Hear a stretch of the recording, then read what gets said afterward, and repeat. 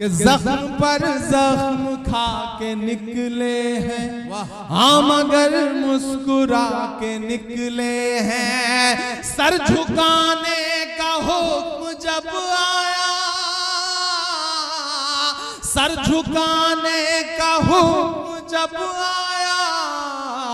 اور بھی سر اٹھا کے نکلے ہیں۔ سنیں گے دوستو آج کی اس ویڈیو میں عمران پرتاپ بری کی درد بھری نظم، اس سے پہلے درد بھری بات سنتے ہیں۔ شک تو تھا محبت میں نقصان ہوگا، پر سارا ہمارا ہوگا یہ سوچا نہیں تھا۔ چلیے پہلے سنتے ہیں عمران صاحب کی نظم۔ تو آپ سے گزارش ہے ویڈیو کو لائک کیجیے اور چینل کو ضرور سبسکرائب کیجیے۔ زخم پہ زخم کھا کے نکلے ہیں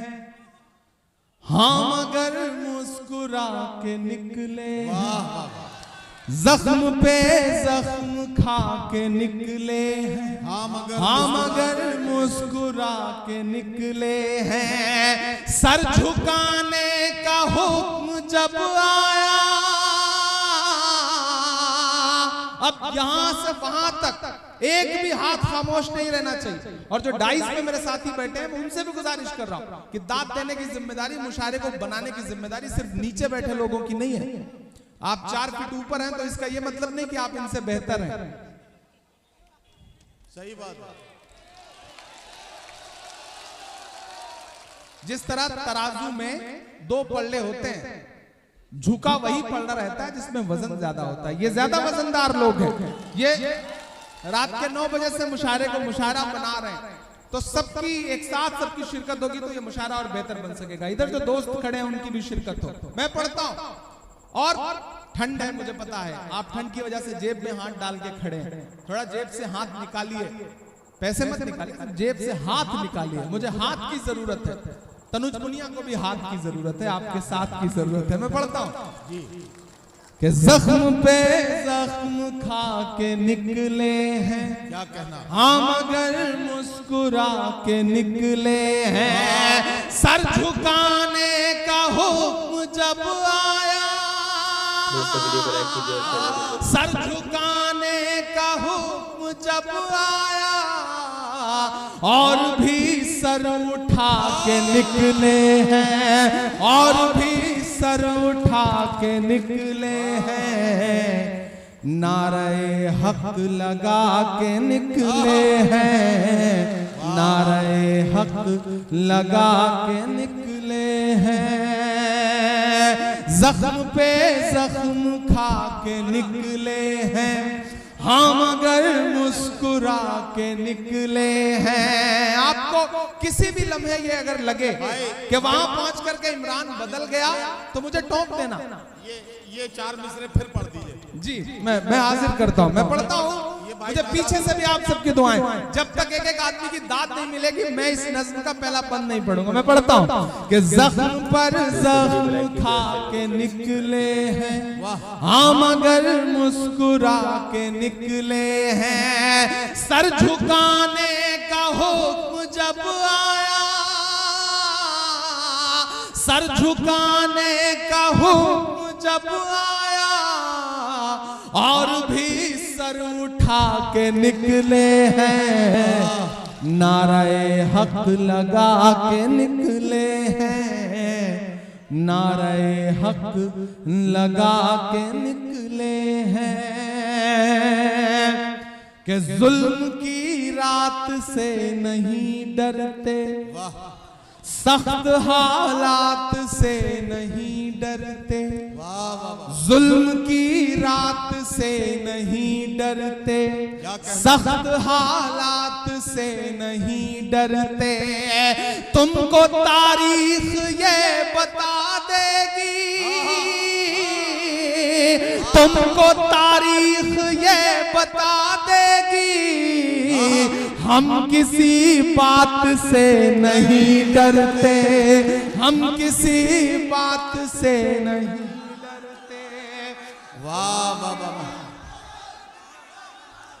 واہ واہ۔ دوستو نظم سننے کے بعد آپ اپنی رائے میں کیا کہنا چاہتے ہو نیچے کمنٹ باکس میں ضرور بتائیں۔ یہ دوستو منتخبات اس کتاب سے مسلمانوں کا مقام سنتے ہیں۔ حضرت عبداللہ بن عمرو رضی اللہ عنہما سے روایت ہے کہ رسول اللہ صلی اللہ علیہ وسلم نے ارشاد فرمایا، کیا تم جانتے ہو کہ اللہ تعالیٰ کے مخلوق میں کون سب سے پہلے جنت میں داخل ہوگا؟ صحابہ رضی اللہ عنہم نے عرض کیا اللہ تعالیٰ اور ان کے رسول ہی زیادہ جانتے ہیں۔ ارشاد فرمایا سب سے پہلے جو لوگ جنت میں داخل ہوں گے وہ فقراء مہاجرین ہیں جن کے ذریعے سرحدوں کی حفاظت کی جاتی ہے، مشکل کاموں میں انہیں آگے رکھ کر ان کے ذریعے سے بچاؤ حاصل کیا جاتا ہے۔ ان میں سے جس کو موت آتی ہے اس کی حاجت اس کے سینے میں ہی رہ جاتی ہے، وہ اسے پورا نہیں کر پاتا۔ اللہ تعالیٰ قیامت کے دن فرشتوں سے فرمائے گا ان کے پاس جا کر انہیں سلام کرو۔ فرشتے تعجب سے عرض کریں گے اے ہمارے رب، ہم تو آپ کے آسمانوں کے رہنے والے ہیں اور آپ کی بہترین مخلوق ہیں، اس کے باوجود آپ ہمیں حکم فرما رہے ہیں کہ ہم ان کے پاس جا کر ان کو سلام کریں، اس کی کیا وجہ ہے؟ اللہ تعالیٰ فرمائیں گے جس کی وجہ یہ ہے کہ یہ میرے ایسے بندے تھے جو میری عبادت کرتے تھے، میرے ساتھ کسی کو شریک نہ ٹھہراتے تھے، ان کے ذریعے سرحدوں کی حفاظت کی جاتی تھی، مشکل کاموں میں انہیں آگے رکھ کر ان کے ذریعے سے بچاؤ حاصل کیا جاتا تھا، اور ان میں سے جس کو موت آتی تھی اس کی حاجت اس کے سینے میں ہی رہ جاتی تھی اور وہ اسے پورا نہیں کر پاتا تھا۔ چنانچہ اس وقت فرشتہ ان کے پاس ہر دروازے سے یوں کہتے ہوئے آئیں گے کہ تمہارے صبر کرنے کی وجہ سے تم پر سلامتی ہو، اس جہان میں تمہارا انجام کتنا ہی اچھا ہو۔ حضرت جابر بن عبداللہ رضی اللہ عنہما سے روایت ہے کہ انہوں نے نبی کریم صلی اللہ علیہ وسلم کو ارشاد فرماتے ہوئے سنا، جب آدمی اپنے گھر میں داخل ہوتا ہے اور داخل ہونے اور کھانے کے وقت اللہ تعالیٰ کا ذکر کرتا ہے تو شیطان اپنے ساتھیوں سے کہتا ہے یہاں تمہارے لیے نہ رات ٹھہرنے کی جگہ ہے اور نہ رات کا کھانا ہے، اور جب گھر میں داخل ہوتا ہے اور داخل ہوتے وقت اللہ تعالیٰ کا ذکر نہیں کرتا تو شیطان اپنے ساتھیوں سے کہتا ہے کہ یہاں تمہیں رات رہنے کی جگہ مل گئی، اور جب کھانے کے وقت بھی اللہ تعالیٰ کا ذکر نہیں کرتا تو شیطان اپنے ساتھیوں سے کہتا ہے کہ یہاں تمہیں رات رہنے کی جگہ اور کھانا بھی مل گیا۔ حضرت انس بن مالک رضی اللہ عنہ روایت کرتے ہیں کہ رسول اللہ صلی اللہ علیہ وسلم نے ارشاد فرمایا جب کوئی شخص اپنے گھر سے نکلتے وقت یہ دعا پڑھے بسم اللہ توکلت علی اللہ لا حول ولا قوت الا باللہ، میں اللہ کا نام لے کر نکل رہا ہوں، اللہ ہی پر میرا بھروسہ ہے، کسی خیر کے حاصل کرنے یا کسی شر سے بچنے میں کامیابی اللہ ہی کے حکم سے ہو سکتی ہے، اس وقت اس سے کہا جاتا ہے یعنی فرشتے کہتے ہیں تمہارے کام بنا دیے گئے اور تمہاری ہر شر سے حفاظت کی گئی، شیطان نامراد ہو کر اس سے دور ہو جاتا ہے۔ ایک روایت میں ہے کہ اس وقت اس دعا کے پڑھنے کے بعد اس سے کہا جاتا ہے تمہیں پوری رہنمائی مل گئی، تمہارے کام بنا دیے گئے اور تمہاری حفاظت کی گئی، چنانچہ شیاطین اس سے دور ہو جاتے ہیں۔ دوسرا شیطان پہلے شیطان سے کہتا ہے تو اس شخص پر کیسے قابو پا سکتا ہے جسے رہنمائی مل گئی ہو، جس کے کام بنا دیے گئے ہوں اور جس کی حفاظت کی گئی ہو۔ حضرت سلیمان بن سرد رضی اللہ عنہ فرماتے ہیں کہ رسول اللہ صلی اللہ علیہ وسلم نے ایک شخص کے بارے میں جو دوسرے پر ناراض ہو رہا تھا ارشاد فرمایا اگر یہ شخص اعوذ باللہ من الشیطان پڑھ لے تو اس کا غصہ جاتا رہے۔